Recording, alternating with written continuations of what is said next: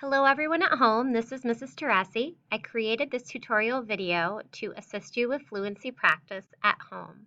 What does this look like? Your children from grades 1 through 5 bring home fluency practice that is a component of our core reading program, Wit and Wisdom.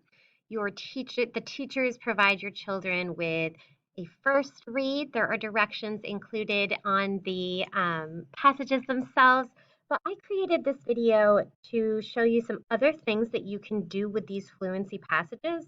If you are looking for some extra practice, some more fun ways to practice, or just a way to shake things up a little bit instead of just simply rereading. So I want to begin making sure we all have a clear understanding of what is reading fluency. It is more than reading speed. Yes, reading at a reasonable speed is part of it, but there are actually 5 factors in fluent reading. First and foremost, accuracy. We want the students to be reading the correct words. Those next 3 bullet points fall under the umbrella of something called prosody. That is pace, not too fast, not too slow. Phrasing. We want the children to be aware of periods, exclamation points, commas, and how different paragraphs sound together. Expression or tone. We want the children's expression to match the content of the passage. And finally, volume. The student should be reading at a reasonable volume. These 5 factors work together to increase reading fluency. Now, we want students and anyone to be fluent readers so they are able to make meaning of the text that they are reading, which will lead to more reading, it will lead to more knowledge gained, it will lead to greater desire to read. So, what does a fluent reader sound like? We want to make sure that children have strong models of fluent reading.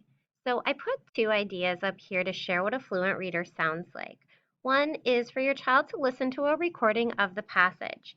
You could record yourself reading the passage, reach out to your child's teacher, and have the teacher share a recording of the passage. Or you can even, with certain things, find videos of passages online. The second bullet point, I'm sure, is something that most of you are doing all the time. Read aloud to your children at home. The more models of fluent reading the children hear, the better. So, hearing a model of fluent reading is not the only benefit of read alouds. There are overwhelming amount of benefits of reading aloud to your children, and even students that are in upper elementary school, I know, still enjoy hearing a story read aloud to them. So how can we practice fluency at home? I put a list of ideas up here of things that you can do at home. Again, if you don't want to just read the passage that is sent home, if your child needs different levels of support, whatever you want to do with the passage, these are some ideas to make your practice a little bit different. The first one says student adult reading. The child reads one-on-one with an adult. So the adult reads the text first to provide the students with a model of fluent reading, and then the child or the student reads the same passage back to the adult. Now here's the critical part, with the adult providing assistance and encouragement.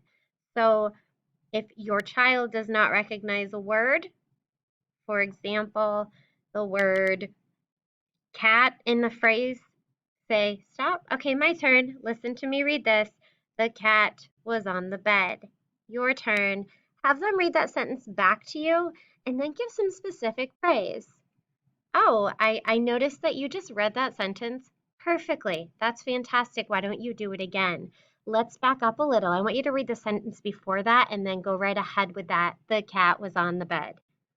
That provides a strong model to them, but also is giving them that immediate feedback that helps them pay attention to what they're reading and read it correctly. The second one is choral reading. So choral or unison reading means that your child is reading in unison with you. This gives the students kind of an anchor and like, this is exactly what it should sound like, and I'm going to do it along with you. I think this particularly is beneficial if your child is working on pace. If you want them, hey, we need to slow down so we can understand. I want you to stay with me. Or phrasing. When I pause at this period, I want you to pause too. You have to stay with me. Partner reading. Partner reading is where the child reads with another reader. It could be a parent, a sibling, a friend. Now, this is different from the student adult reading because the partner is more of an equal in this situation. So I might use a variety of methods to switch the role of reader. For example, I may read the first paragraph and my daughter will read the second paragraph. And then we go back through. She reads the first paragraph and I read the second paragraph. Maybe I read the first sentence and my daughter reads the second sentence. This forces both readers to really be focused on the text in front of them. I love too how then your child can give feedback to you as a reader. You know, I feel like they are always on the receiving end of the feedback. Let them give some feedback. Say this, they could say to you, "Hey mom, I noticed you read this word incorrectly. It's supposed to be hearing and you said hear."